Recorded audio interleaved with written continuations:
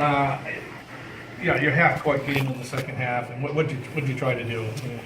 Well, we knew that we wanted to deal with their pressure. I mean, even in the half court, right? They're really up on us. Yeah. So it took some time for us to get comfortable dealing with that. Yeah. But once we got into the middle, we were able to do some things. And I think, between Yai and Christian Brooks, they had really good games inside, particularly in the second half. Yeah. After the first quarter, just a matter of calming everybody down and getting everybody into the... Yeah, even though we've got, experienced players, it's something to play on this court against that team, since we faced them last year in a very similar situation. So I think the guys were keyed up. You could kind of tell in the first quarter, but they did a magnificent job of settling down. It's the key to slowing down Riley. I mean, I think hands in his face. I think we should be clear. I mean, that kid scored close to 1,800 points in high school. Yeah. He's a class player, and they're a class program. So we just tried to contain him and make him work for his shots. There's no way you stop him. Right? You just try and manage the fouling and keep him off the line scoring 3-point plays.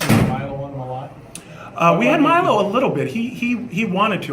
To be honest, I was a little hesitant to put him on him because I didn't want him to get in foul trouble. Right. But while we're talking about that, let's talk about Christian Brooks. As a sophomore, playing against Riley Robinson and then contributing on offense as well. Yeah. Well, he had a great third quarter. He had a great quarter. We've been working on that jump hook. I haven't seen it until this game, so we picked a good time to pick it up. So nobody saw it. No, he's a very smart player. Yeah. He belies his years, and he said, "I'm ready to play, coach. I know what you expect me to do."